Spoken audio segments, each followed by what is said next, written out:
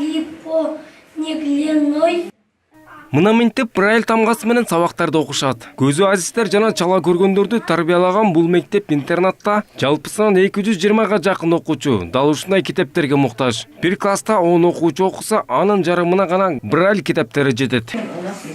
Мама, вечером дело пусть, а у вас, а у нас. Абби формасы болот экен нандыкы. Анан бул батон болуп атпайбы? Анан нандыкы да кандай болот? Ал да бар бизде эме сүрөттөлгөн. Анан деген буква Х деп турат мору жерде, Брайль боюнча. Буква Х деп.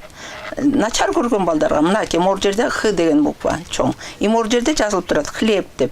Атайын адистешкен мектепте 15%га жетип жетпей Брайль китептери менен камсыз болгон. Өкмөт тараптан колдоо жок, анчайын көңүл бурулган эмес. Билим берүү министрлиги география, мекен таану, кыргыз тили жана кыргыз адабияты китептерин беребиз деп убада беришкен. Азырынча өз алдынча муктаждыктарды чечип келүүдө. Бирөөлөрдү сурабыз, биртигини сурайбыз, ошентип эле чыгартып биздин мугалимдер делең чыгарат. 2-3 азыр деген bir организация, общественный фондор бар, ошолор печатать этип эметип берет.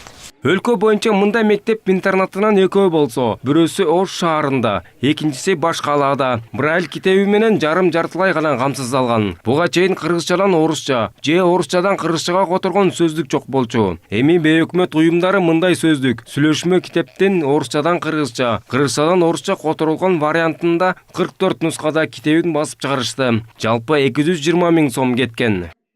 Сүйлөшмө сөздүк бул жана коомдук жайларда же болбосо китепканаларда болобу, же болбосо театрларда болобу, ошол жерлерде ошол кыргызча кайрылуунун жол жобосу жазылган. Кыргызстанда 160 000ден ашык майып болсо, анын 6 000ге чукулу азиздер жана көзү начар көргөндөр. Эми орусча үйрөнүүнү каалагандар атайын китепканаларга сөздүктөрдү окуса болмокчу. Улукбек Кутманбаев, Нурлан Асқатбек уулу, Вести Бишкек.